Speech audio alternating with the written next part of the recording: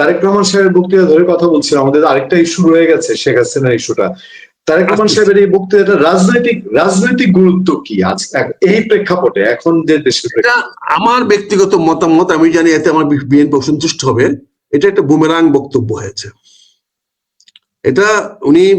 এটা বক্তব্যটা উনি দিয়েছেন কারণ উনি জামাতকে সরাসরি আক্রমণ করা এই মুহূর্তে ওনার উচিত হয় নাই। ওনাকে অব্যাহতভাবে আওয়ামী লীগের বিপক্ষ থাকা উচিত ছিল, অব্যাহতভাবে আওয়ামী লীগের বিপক্ষে বক্তব্য দেওয়া উচিত ছিল, এবং বলা উচিত ছিল যে আপনারা এমন কোনো বিভেদ করবেন না, কারোর সঙ্গে বিভেদ করবেন না যেখানে আওয়ামী লীগ প্রবেশ করার সুযোগ পায়। এটা হয়তো কারেক্ট মোটিভেশন, এটা হয়তো প্রপার রাজনৈতিকভাবে এটা অনেক বেশি মাত্রা হইতো।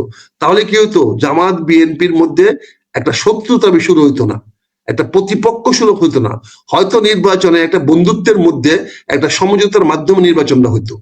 কিন্তু ওনার এই বক্তব্যের পরে জামাত কাউন্টার বক্তব্য দিতে বাধ্য হবে, এবং কাউন্টার বক্তব্য দিলে পরে এই সংঘাতটা আরো বড় দিকে যাবে।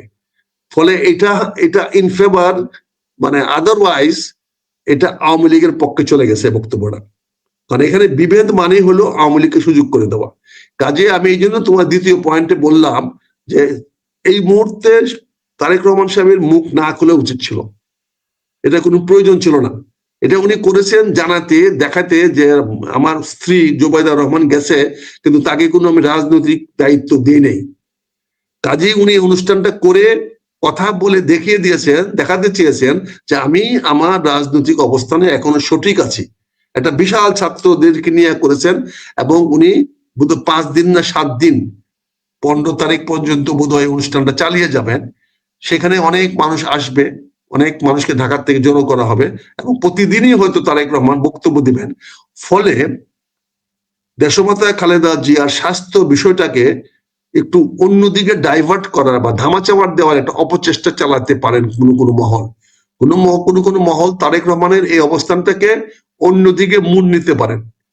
কিন্তু আমার ব্যক্তিগত মতামত হলো, বিনয়ের সঙ্গে বলতে চাচ্ছি, তারেক রহমান এই মুহূর্তে মুখ না খুলে চুপ থেকে বোঝানো উচিত যে আমি মাতৃ শোকে বিহ্বল, আমি এখন কথা বলতে পারতেছি না, আগে আম্মার চিকিৎসা হোক, আম্মা ভালোই আসুক, আপনাদের যা বলা বলবো। আর জুবাইদা আমার এখানে গেছে, সে দলের কোনো দায়িত্ব নেবে না, রাজনৈতিক না।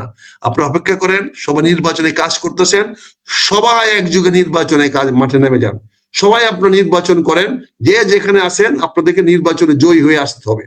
কে কিভাবে আসবেন সেটা আপনাদের ব্যাপার। তাহলে কি হতো, এই বক্তব্যটা সারা বাংলাদেশে এটা ইতিবাচক সাড়া জাগাইতো, এবং মানুষ বুঝতে পারতো যে না, তারেক রহমান সাহেব এখনো বাপের বেটা, বাঘের বাচ্চা, এখনো দলকে সংগঠিত করার জন্য, দলকে বিজয়ের জন্য উনি এত কষ্টের মধ্যে, এত দুঃখের মধ্যে তিনি দলীয় সব লোকদেরকে নির্বাচনে ঝাঁপায়া পড়ার জন্য আহ্বান জানিয়েছেন। এটা হয়তো ওনার সঠিক পদক্ষেপ আমার মতে। আমি যত রাজনীতি বুঝি, যতটুকু আমার রাজনৈতিক পারদর্শিতা আপনি বলেন, বা যতটুকু রাজনীতির প্রতি আমার একটা দখল আমি তৈরি করতে পেরেছি, তাতে মনে হয় যে এই বক্তব্যটা না দিয়ে, জামাতকে সরাসরি আক্রমণ না করে তিনি তার দলকে নির্বাচনের দিকে ঝাঁপায়া পড়ার বক্তব্য দিলে সেটা অনেক বেশি ইতিবাচক হতো, এবং রাজনীতিতে বিশাল প্রভাব পড়তো। এবং সেখানে যদি কারো বিরোধিতা করতে হয়, তাহলে ওনার প্রকাশ্যে শেখ হাসিনা এবং আওয়ামী লীগের বিপক্ষে কথা বলার দরকার ছিল। যেমন তিনি বলতে পারতেন যে একটা ফাঁসির আসামি ভারতে আছে, আজকে ভারত যখন বলে যে তিনি যেদিন আসবেন সেদিনই ভারত ছাড়বে, এটা দুঃখজনক, দুর্ভাগ্যজনক। আমি এটাকে মনে করি বাংলাদেশের স্বাধীনতা, সার্বভৌমত্বের প্রতি হুমকি। এইটা বললে কিন্তু বাংলাদেশের মানুষ আরো অনেক বেশি ইতিবাচক সাড়া দিত। তারা বলতো এখন ভারত কেউ খেপাবেন না, এখন জামাত কে খেপাবেন, পাকিস্তানকেও খেপাবেন, তুরস্ককে খেপাবেন, আমেরিকাও তার সঙ্গে নাই, ব্রিটিশ তার সঙ্গে নাই, ইউরোপিয়ান ইউনিয়ন সঙ্গে নাই, আর চীন তো তাকে দেখতেই পারে না। চীন তো পারলে তারে, মানে কি বলবো, চীনের যে কি আক্রোশ, তিনি যখন ক্ষমতায় ছিলেন তখন তাইওয়ানি দূতাবাস ঢাকা শহরে করা হয়েছিল। সেই ব্যথা, সেই বেদনা, সেই জ্বালা, সেই ঘা এখনো দূর হয় নাই, সেই ঘা এখনো শেষ হয় নাই। কাজে আমি যে কথাটা তোমাকে বলতে চাচ্ছি বিনয়ের সঙ্গে, অত্যন্ত বিনয়ের সঙ্গে যে কথাটা আমি বলতে চাচ্ছি, সেটা হলো সময়ের 1 ফুট, অসময়ের 1000 ফুট। আজকে তারিক সাহেব যখন আজকে 12 দিন পরে দেশমাতা খালেদা জিয়ার অবস্থার পরে মুখ খুললেনই, রাজনীতি বক্তব্য রাখলেন, সেটা আরো সাবধানের সঙ্গে, আরো বিচক্ষণতার সঙ্গে, আরো সুদূর প্রসারী বক্তব্য দিলে এটা মানুষের মধ্যে ইতিবাচক প্রভাব ফেলতো। যাই হোক, আমি ওনার সমালোচনা করতে চাই না, করার দরকার নাই, কিন্তু আমি শুধু বাস্তবতা তুলে ধরলাম। আমি বিনয়ের সঙ্গে বলছি যে আমি যেহেতু আমি যাই হোক, আমি কি আসছি সে বলার দরকার নাই, তবে তুমি যেহেতু প্রশ্ন করলে তাই বললাম, এটা রাজনৈতিক একটা হঠকারিতা হয়েছে, এই বক্তব্যটা রাজনৈতিক বক্তব্য হয় নাই। এখন আসি তোমার তৃতীয় প্রশ্নে, শেখ হাসিনা নিয়ে ভারতের পরিষ্কার মেসেজ। আমরা গত প্রায় 15 দিন ধরে লক্ষ্য করছি, এমন কোন সরকারি কর্মকর্তা নাই, সরকারি দলের উপদেষ্টা নাই, সরকার উপদেষ্টা নাই, এমন কোন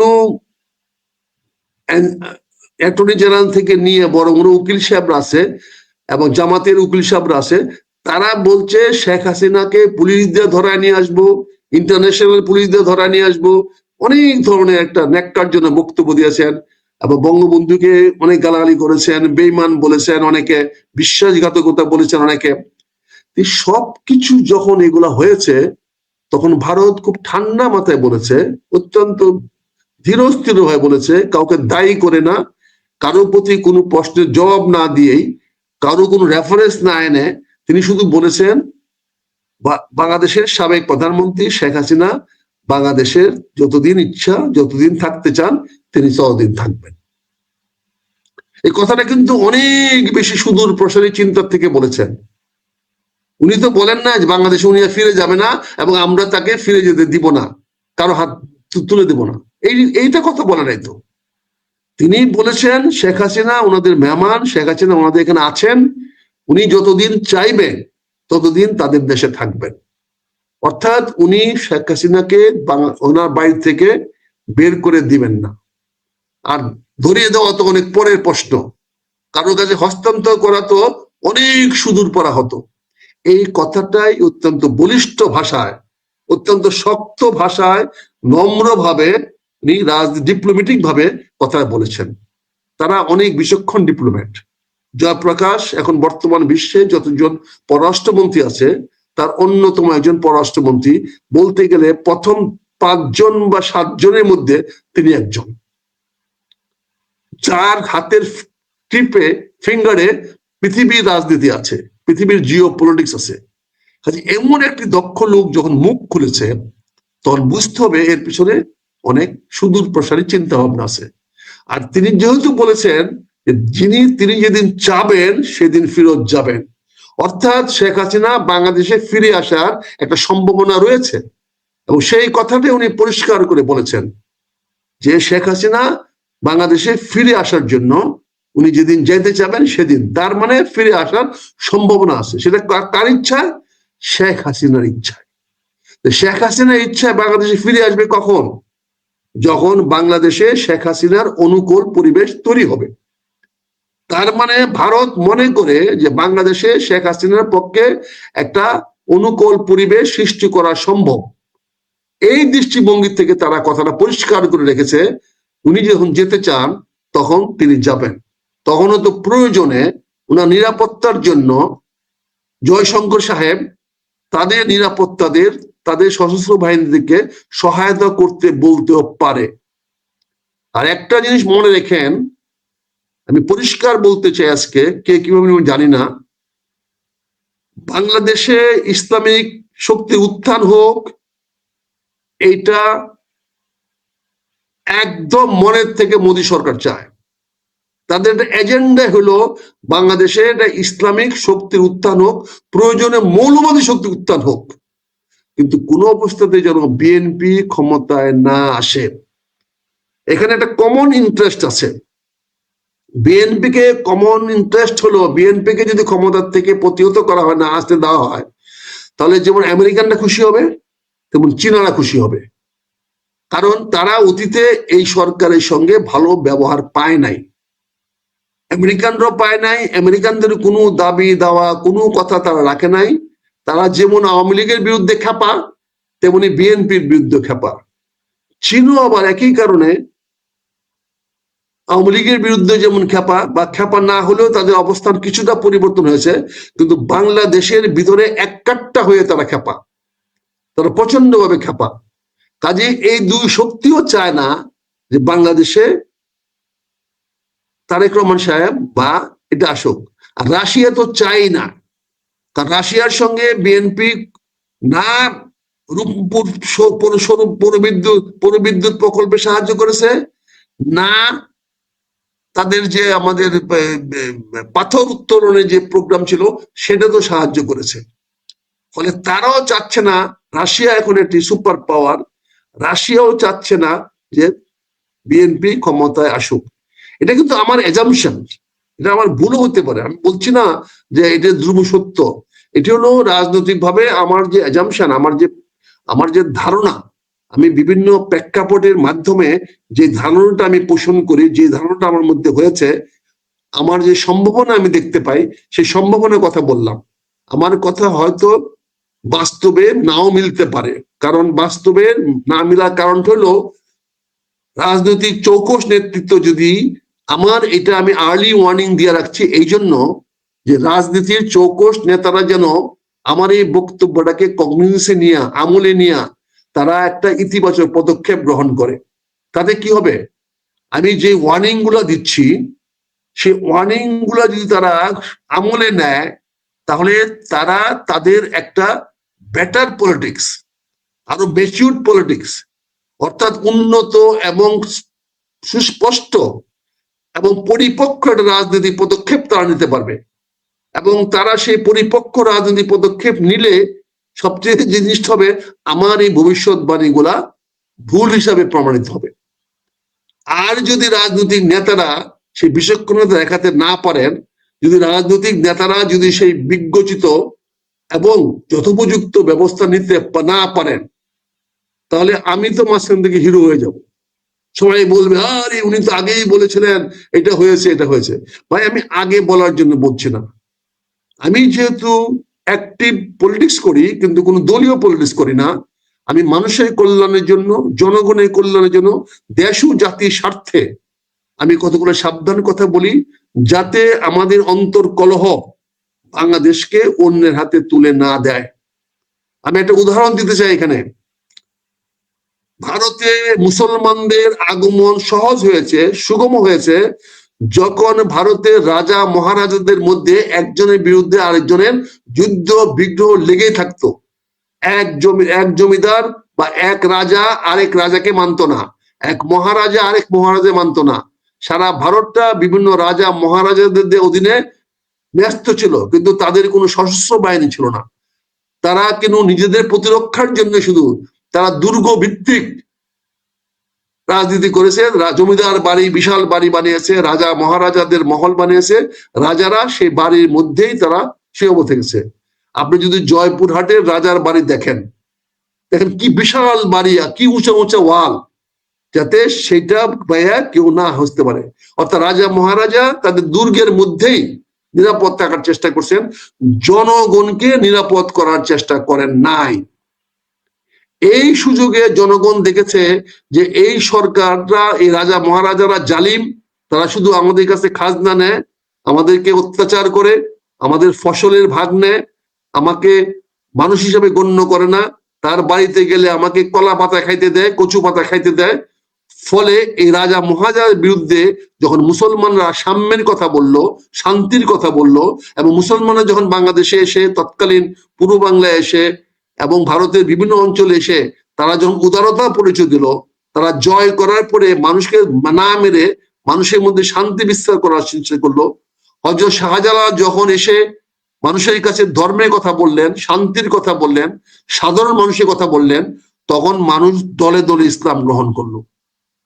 আজকে এই প্রেক্ষাপটে আমি মনে করে দিতে চাই, আজকে জমিদার নাই, রাজা নাই, এই মহারাজা নাই, কিন্তু আমাদের রাজা মহারাজাদের চেয়ে বড় বড় রাজনৈতিক দল আছে, যারা এক দলের সঙ্গে আরেক দলের কোনো বিষয়ে ঐক্যমত হয় না।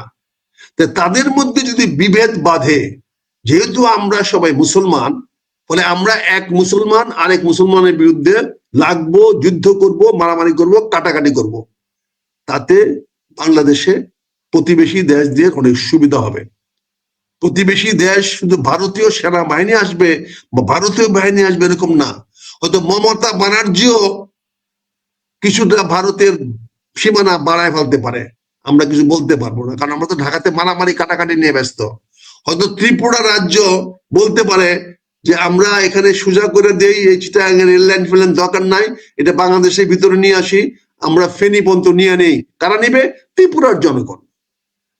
আবার একইভাবে আসাম করিমগঞ্জ জেলা বলবে যে সিলেট আমাদের মহকুমা ছিল, অতএব আমরা ওই এলাকাটা নিয়ে নেই। তা আপনি তো সেনাবাহিনী নিয়ে এখন টহল দিচ্ছেন, চৌকিদারে ডিউটি করাচ্ছেন, এই সেনাবাহিনী ভালো বেতন ভাতা দিচ্ছেন না, তাদের প্রশিক্ষণ দিচ্ছেন না, তাদের যুদ্ধের জন্য প্রস্তুত করতেছেন না। তাহলে এই সেনাবাহিনী লড়বে কিভাবে? কার বিরুদ্ধে লড়বে? কার নেতৃত্বে লড়বে? কার হুকুমে সেনাবাহিনী যুদ্ধ করতে যাবে? কারণ আমরা তো ঢাকা শহরে সবাই পরস্পর বিরুদ্ধে যুদ্ধ ঘোষণা করতেছি, পরস্পরের বিরুদ্ধে গালাগালি করছে। জি, আজকের সেই গালাগালির একটা জিনিস দেখলাম যে একটা অভিযোগ আনা হয়েছে, লক্ষ লক্ষ লোককে মারা হয়েছে। আপনি বন্ধু দলকে যার সঙ্গে 15 বছর একসঙ্গে থাকলেন, যাকে আপনি ক্ষমতার অংশীদার করেছিলেন, সেদিন কি আপনার মনে ছিল না? বিনীতভাবে আমি প্রশ্ন করতে চাই আমার লিডারের কাছে, সেদিন কি মনে ছিল না যখন তাকে মন্ত্রী পরিষদে নিয়েছিলেন? সেদিন কি মনে ছিল না 91 সনে যখন তাদের সাহায্য নিয়ে আপনি সরকার গঠন করেছিলেন? আজকে এত বছর পরে এসে এই কথা বলছেন কেন? কাজে আমি মনে করি যে আমার সেনাবাহিনীকে আপনি অধর্ম করে দিচ্ছেন, তাদেরও মনোবল ভেঙে দিচ্ছেন। তারা কার নেতৃত্বে কাজ করবে এটা স্পষ্টকরণ করা হচ্ছে না। তারা কি বিএনপির কথা শুনবে, না জামাতের কথা শুনবে, না আওয়ামী লীগের কথা শুনবে, না তত্ত্বাবধায়ক সরকারের প্রধানের কথা শুনবে, অন্তর্বর্তীকালীন সরকার অন্তর্বর্তী সরকারের প্রধানের কথা শুনবে? তারাও তো মানে কি বলে কনফিউজড, তারা তো দ্বিধাদ্বন্দ্বে আছে কোন শক্তির আগামীতে আগায় যাবে এবং কার পক্ষে যাবে। এই সুযোগে কুচবিহার জেলা বাড়ায় দিবে, কুচবিহার বলবে রংপুর আমার মহকুমা ছিল, আমি নিয়ে নিব। দক্ষিণ দিনাজপুর বলবে দিনাজপুর আমাদের বৃহত্তর জেলা ছিল, আমরা দিনাজপুর, পঞ্চগড় এবং জয়পুরহাট আমাদের জেলা ছিল, এটা ছিল দক্ষিণ পশ্চিম দিনাজপুর এবং মুর্শিদাবাদের অংশ। ফলে তারা মুর্শিদাবাদের অংশ হিসাবে ওরা ওটা নিয়ে নিবে। এখানে ভারতীয় সেনাবাহিনী আসবে না, পাবলিক লাঠি নিয়ে ঢুকে পড়বে, পাবলিক আইসা দখল করে বসে থাকবে। আপনি কি করবেন? মারামারি করবেন, মারামারি করবেন, আপনাকে রক্ষা করবে কে? রক্ষা করার জন্য আমার সশস্ত্র বাহিনী দরকার। সেই সশস্ত্র বাহিনীকে তো আপনি ট্রিপল করে ফেলছেন। তাদেরকে আজকে চৌকিদারের ডিউটি নামায়া গ্রামে গঞ্জে ঘুরাচ্ছেন, রাস্তাঘাটে ঘুরাচ্ছেন, সারা রাত্রি টহল দেওয়াচ্ছেন, দিনের বেলা নাক ডেকে ঘুমাইতেছে। তাদের না আছে প্রশিক্ষণ, না আছে অস্ত্র চালানোর দক্ষতা, না আছে অস্ত্রগুলো সঠিক আছে কিনা সেটা। এবং গত 1.5 বছরে আপনি কোনো নতুন গুলি কেনেন নাই, বুলেট কেনেন নাই, অস্ত্র কেনেন নাই। আপনি কি প্রতি বছর 1 বছর বা 2 বছর পরে পরে কিনতে হয়? না হলে বুলেট বারুদ ড্যাম হয়ে যায়। বারুদ ড্যাম হয়ে গেলে সেই গুলি ব্যবহার করা যায় না। কাজে আমাদের প্রতি বছর পর্যাপ্ত পরিমাণ গুলি কিনতে হয়, সেটাও তো আজকে 1.5 বছর ধরে বন্ধ, কোনো গুলি তো কেনা হচ্ছে না। তাহলে আমার এই রাইফেলের গুলিগুলা, আমার এলএমজির গুলিগুলা, এসএমজির গুলিগুলা হয়তো নাও ফুটতে পারে, কারণ বারুদ ঠান্ডা হয়ে গেলে সেই বারুদ কোনো কাজে লাগে না। বারুদ যদি হয়ে যায়, মানে পুরনো হয়ে যায়, তাহলে সেই বারুদ কাজ করে না। এটা বুঝতে হবে। এই জিনিসগুলো বাস্তবতে আপনাদেরকে খেয়াল করতে হবে। কাজে আজকে আমি বলি, সশস্ত্র বাহিনীকে প্রশিক্ষিত করেন, তাদের বেতন ভাতা বৃদ্ধি করেন, তাদেরকে বাংলাদেশের সার্বভৌমত্ব অখণ্ডতা রক্ষা করার জন্য দায়িত্ব দেন। ইউনিট অফ সিভিল পাওয়ার থেকে ইমিডিয়েটলি তাদেরকে তুলে দেন, তুলে দিয়ে তাদের বেতন বৃদ্ধি করে দেশের জন্য, দেশে অখণ্ডতার জন্য, সার্বভৌমত্বের জন্য কাজ করার দক্ষতা অর্জন করার সুযোগ তাদেরকে দেন। তারা সারা বিশ্বে পিস কিপিং ফোর্স হিসাবে একটা নাম করা ফোর্স, একটা নামি দামি ফোর্স। পৃথিবীর 10টা না 5টা রাষ্ট্রের মধ্যে বাংলাদেশের অবস্থান। সেই বাহিনীকে আপনি উইদাউট কমান্ড, জাস্ট এই সরকারের দুর্বলতার কারণে, এই সরকার ব্যর্থতার কারণে আজকে সেনা বাহিনীও বাংলাদেশে কোন রকম তৎপর চালাতে পারছে না। তাদের ইচ্ছা থাকলেও তারা কোনো শান্তি শৃঙ্খলা বজায় রাখতে পারছে না। কোন রকম দুষ্কৃতিকারী, দুর্নীতিবাজ তাদেরকে আইনের আওতায় আনতে পারতেছে না। এই বিষয়গুলো আপনাদের অধীনে নিতে হবে। তা আমি তারেক রহমান সাহেবকে তোমার অনুষ্ঠানে আমি বলেছি, তাকে গুড বাই বলেছি, তাকে অনেক কঠিন ভাষায় বলেছি। কেন বলেছি বাবা? বলেছি তুমি জাগো, তোমার জাগার সময় ভাই, এই জন্য গালি দিয়েছি যে তোমার মধ্যে হ্যাডমে আঘাত লাগুক, তোমার হেডমটের মধ্যে আঘাত করুক, তোমার ব্যক্তিত্বের মধ্যে আঘাত করুক যে আমি এত বড় নেতা, আর মেজর আক্তারের মতো একটা পুষ্কে নেতা আমার বিরুদ্ধে চ্যালেঞ্জ গ্রহণ করে আমি দেখাই দিব বাংলাদেশে যে আমার সামনে কোনো লোক কোনো কথা বলতে পারে না। আমি তো তারেক রহমান সাহেবকে জাগানোর জন্য এই কথাগুলো বলছি। আমি কি জানি না আমি এই দলটা করে আসতেছি গত 40 বছর ধরে, এই দলে কি আমার চেয়ে কারো বেশি দরদ আছে? আমি তো এই বিএনপি যখন করি তখনও তারেক রহমান বিএনপির কেউ না। আমি যখন 91 সময় এমপি হয়েছি তখনও তারেক রহমান ফরমালি বিএনপিতে অংশগ্রহণ করে নাই।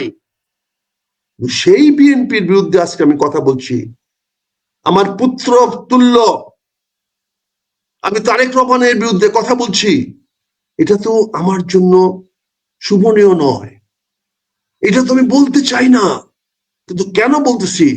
তারেক রহমানের ভালোর জন্য, তার মধ্যে একটা চেতনা জাগানোর জন্য, তার গুস্সা ওঠানোর জন্য, যেটা বাংলায় বলা হয়, তার মধ্যে একটা গুস্সা আসুক, তার মধ্যে একটা তীব্র প্রতিক্রিয়া আসুক, যে প্রতিক্রিয়ার মাধ্যমে এসে সমস্ত ঝুঁকি নিয়ে বাংলাদেশের মানুষের পাশে এসে দাঁড়াবে।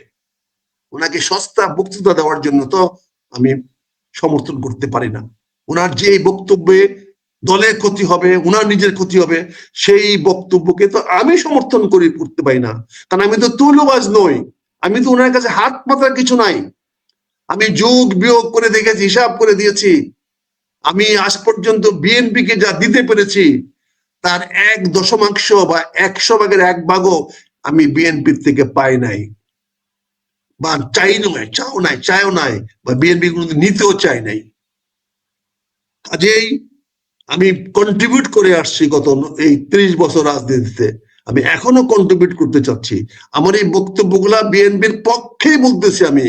যারা মনে করে বিপক্ষে, তারা তো রাজনীতি বুঝে না, তারা রাজনীতি অর্থ বুঝে না, তারা স্বার্থন্যাসী, সুবিধাবাদী, চাটুকার, সবচেয়ে বড় কথা তারা লম্পট, তারা দস্যু, তারা চাঁদাবাজ, তারা বিভিন্ন জায়গায় দখলবাজ। এই জন্য তারা আমার কথা তাদের ভালো লাগে না। আমি আমার এলাকায় দেখেছি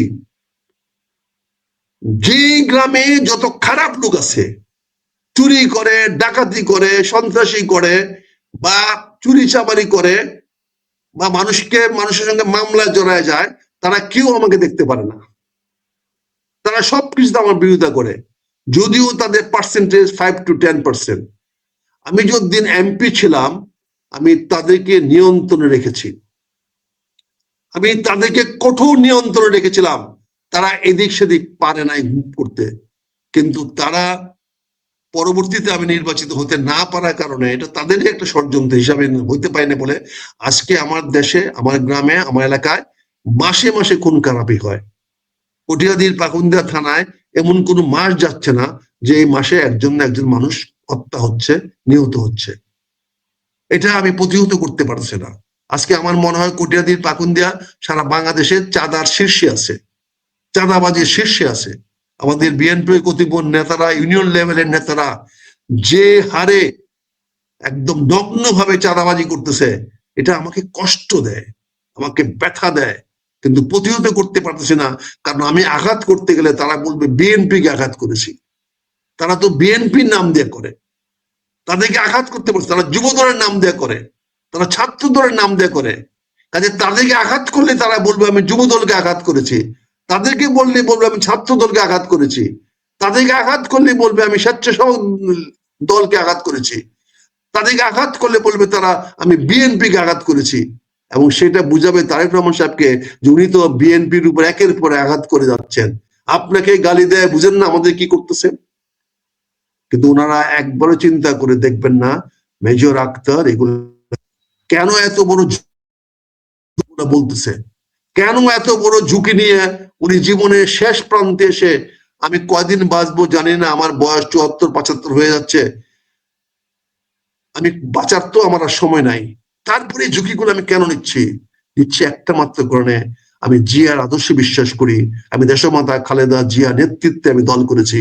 আমার নেতা জিয়া, আমার নেতা খালেদা জিয়া, তাদের আদর্শ বাস্তবায়ন করা আমার দায়িত্ব, তাদের চেতনা আমি ধারণ করি। কাজে আমি তারেক রহমান সাহেবকে বলছি, আল্লাহ আপনাকে এত বড় রাজনৈতিক দলের প্রধান হওয়ার সুযোগ দিয়েছে, আপনি প্লিজ ইতিবাচক ভাবে কাজ করেন, জনগণের পাশে থাকেন। আপনার নেতৃত্ব কেউ নিবে না, এদেশের নেতা আপনি থাকবেন এবং বাংলাদেশের নেতা আপনি হবেন। কাজে আপনি একটু জাগেন, আপনি একটু সজাগ হন, একটু সাহসের সঙ্গে বর্তমান পরিবেশ মোকাবেলা করেন, তাহলে দেখবেন জয় আপনার সুনিশ্চিত।